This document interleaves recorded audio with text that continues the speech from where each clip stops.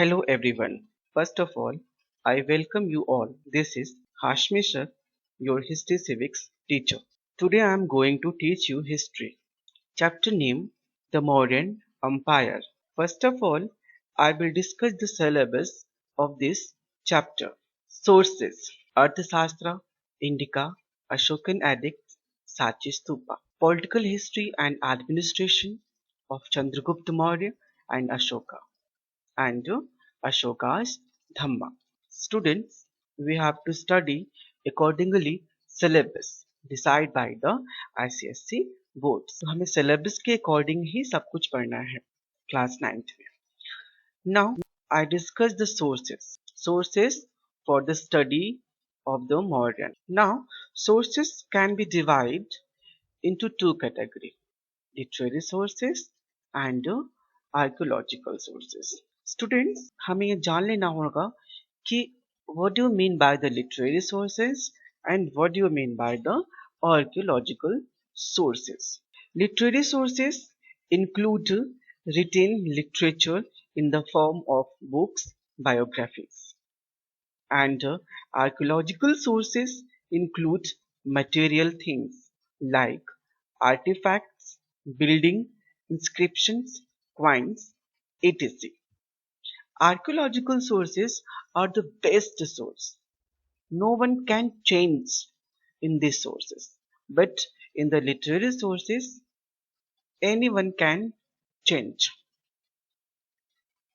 But the archaeological sources are the best and the correct source of information about the particular empire or king. Now, next, now I'm going to discuss the literary sources.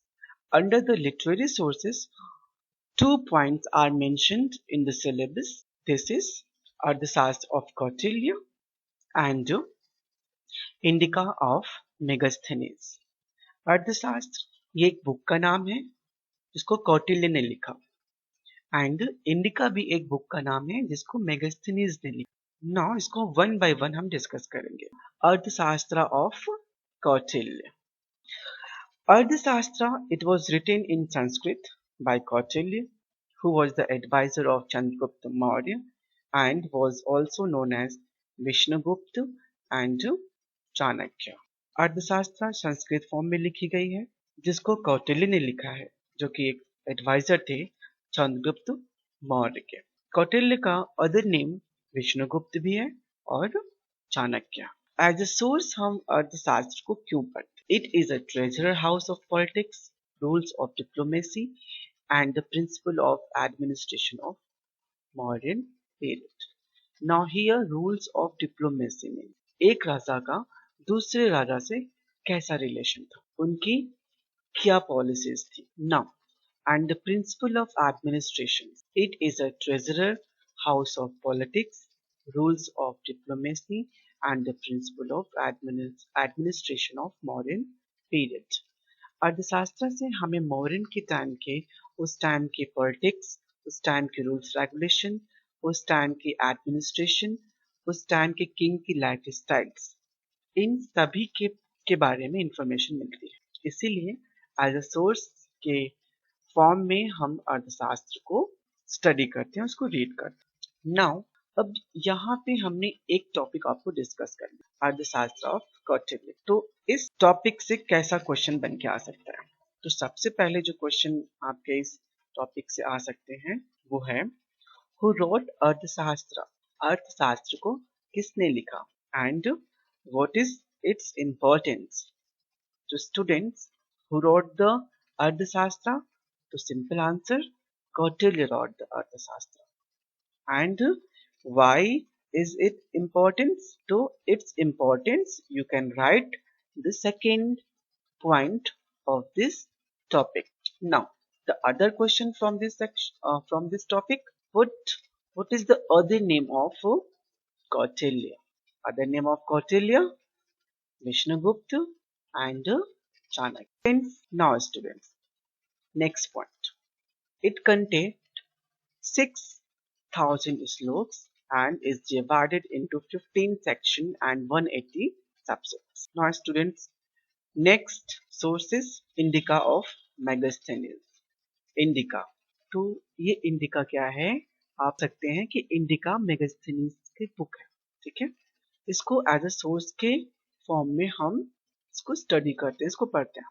It is a book written by Megasthenes who was the Greek ambassador the court of Chandragupta Maurya. ये book Megasthenes के through लिखा गया है और मेगास्थनीज एक Greek ambassador था जो कि चंद्रगुप्त के कोर्ट में रहता था। He had been sent to the court by Seleucus. इसको किसने भेजा था चंद्रगुप्त के दरबार में? इसको सेल्यूकस ने भेजा था। और सेल्यूकस ने क्यों भेजा था और सेल्यूकस का क्या रिलेशन है चंद्रगुप्त मौर्य से, इसको हम नेक्स्ट जो पार्ट का वीडियो होगा उसमें रीड करेंगे। Megasthenes stayed in Pataliputra. Megasthenes Pataliputra में रुका। Megasthenes stayed in Pataliputra. Megasthenes ने कहा स्टे किया? पाटलिपुत्र में, जो कैपिटल मौर्य एम्पायर। ये लगभग अप्रोक्सीमेटली 5 इयर्स तक रुका और उसने उस टाइम जो भी देखा, जो भी नोटिस किया, उसको अपने बुक में नोट करता गया। और थ्रू द इंडिका हमें ये पता चलता है कि उस टाइम की life style, administration, cultures etc Magadha empire की क्या। Now the next point, the next sources, archaeological sources. Students, मैं फिर से रिपीट कर रहा हूं कि ये आर्कियोलॉजिकल सोर्सेस क्या हैं। ये आर्कियोलॉजिकल सोर्सेस ओरिजिनल सोर्सेस हैं। इस सोर्सेस में कोई भी चेंजेस नहीं किया जा सकता। ये जो सोर्सेस हैं वो मटेरियल थिंग के सोर्सेस हैं, like artifacts, buildings, inscriptions, coins etc। तो आर्कियोलॉजिकल सोर्सेस में भी 2 सोर्सेस को हम स्टडी करेंगे, edicts of Ashoka and Sanchi Stupa. Students, edicts of Ashoka, इसको पढ़ने से पहले हम आपको ये बता दें कि जो एडिक्ट्स है वो अशोका के टाइम से ही स्टार्ट हुआ है। इससे पहले किसी किंग ने एडिक्ट्स पे ध्यान नहीं दिया। अशोका ही फर्स्ट ऐसा किंग है जिसने एडिक्ट्स लिखा।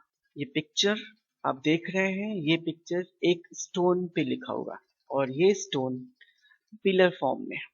ये स्टोन है, इस स्टोन को पिलर फॉर्म दिया गया है और इस पिलर फॉर्म पे कुछ राइट किया गया है। ये लैंग्वेज आपको ना समझ में आए, लेकिन ये एंशिएंट लैंग्वेज है। स्पेशली जो अशोकन एडिक्ट्स मिले हुए हैं वो खरोष्टी लिपि में, ब्राह्मी लिपि में और प्राकृतिक लिपि में मिले हुए हैं। Okay, edicts of Ashoka. तो सबसे पहले हम समझ लेते हैं कि what is the edicts. An edicts is a decree issued by a sovereign। Edicts means क्या होता है? लेख होता है रिटेन फॉर्म में, ठीक है। अब ये क्या है? ये एक डिक्री है, मीन्स ये एक ऑर्डर है और ये ऑर्डर किसके द्वारा इशू किया गया है? Issued by a sovereign, means एक कोई स्पेशल पर्सन है जो इसको ऑर्डर दे रहा है और उसके ऑर्डर को लिखा जा रहा है, ठीक है। तो ये एडिक्ट्स किसके हैं? अशोका के एडिक्ट्स हैं। तो यहाँ पे किसने ऑर्डर दिया होगा? अशोका ने ऑर्डर दिया है। तो एडिक्ट्स ने जो भी उस टाइम में इंफॉर्मेशन दी, जो भी ऑर्डर दिया, उसको पत्थरों पे लिखे गए। ये एडिक्ट्स जो हैं वो रॉक्स पे मिले हैं, केप्स पे मिले हैं, पिलर्स पे मिले हुए हैं। नाउ और भी पॉइंट्स हैं एडिक्ट्स के बारे में। Now they are the oldest, best preserved and precisely dated records of India, and these edicts provide a useful insight into the life and ideals of Ashoka. Students, अब आपको शायद समझ में आ रहा है कि इस एडिक्ट को हम क्यों स्टडी कर रहे हैं, क्यों इसको पढ़ रहे हैं इस टॉपिक को, और एज अ सोर्स इसको क्यों रखा गया, इसका क्या इंपॉर्टेंस है। तो this addicts provide a useful insight into the life and ideas of Ashoka. ये अशोका के आइडिया के बारे में, उसके लाइफ स्टाइल के बारे में एंड उसके रूल्स रेगुलेशंस, उसकी पॉलिसीज के बारे में हमें इन्फॉर्म करती है। The next point, now the next topics, Sanchi stupa. Sanchi stupa में भी हम एज अ सोर्स है, आर्कियोलॉजिकल सोर्स, मटेरियल थिंग का सोर्स है ये। सांची स्तूपा। ये भी हमें कहीं ना कहीं मौर्य एम्पायर के बारे में, उसके आर्ट, उसके उस समय के आर्ट क्राफ्ट्स के बारे में, अशोका की थॉट के बारे में कि वो किस रिलीजन में बिलीव करता था, और उसके लाइफ स्टाइल्स के बारे में, ये सारे इंफॉर्मेशन हमें मिल जाती है सांची स्तूपा से। एक्चुअली सांची स्तूपा जो स्तूपा है वो बुद्ध रिलीजन से कनेक्ट है। इसके बारे में, इसके पॉइंट्स को हम डिस्क्राइब करेंगे one by one. Now the first, the stupa is a semi-spherical solid dome-like structure made of bricks and stones. देख सकते हैं आप फिगर में कि ये ब्रिक्स के थ्रू और स्टोन्स के थ्रू बनाए गए, और इसकी जो टॉप की स्ट्रक्चर्स हैं वो सेमी स्फेरिकल फॉर्म में। नाउ अब इसके, ये जो स्तूपा है ये बुद्धिस्ट स्तूपा है, और इसका अपने आप में बहुत इंपॉर्टेंस है। इस स्तूपा के अंदर में बुद्धा के जितने भी रेलिक्स हैं, रेलिक्स मीन्स उनके अवशेष, लाइक हेयर, टीथ, बोन्स, वो इस स्तूपा में रखे गए। Next point, the foundation of the Sanchi stupa. तो फिगर आप देख ही रहे हैं, सांची स्तूपा का फिगर है, और ये सांची स्तूपा कहाँ है? ये सांची स्तूपा भोपाल में है, और इसको किसने, इसको बनवाया अशोका ने। नाउ इस टॉपिक से क्वेश्चन क्या क्या आ सकता है? Now firstly, what is a stupa? तो फर्स्ट पॉइंट ये आंसर है, the stupa is a semi spherical solid dome like structure made of bricks and stones. Then name one stupa built by Ashoka. तो वो कौन सा स्तूपा है कि नाम बताना है, इसको अशोक ने बनवाया। तो आपके सामने आपके स्क्रीन पे इसका आंसर है सांची स्तूपा।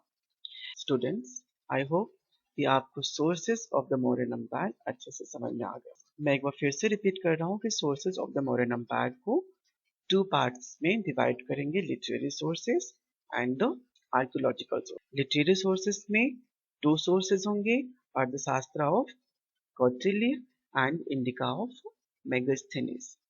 आर्कियोलॉजिकल सोर्सेस में दो सोर्सेस मेंशन होंगे, first edicts of Ashoka and second Sachi Stupa. I hope you like. Thank you so much.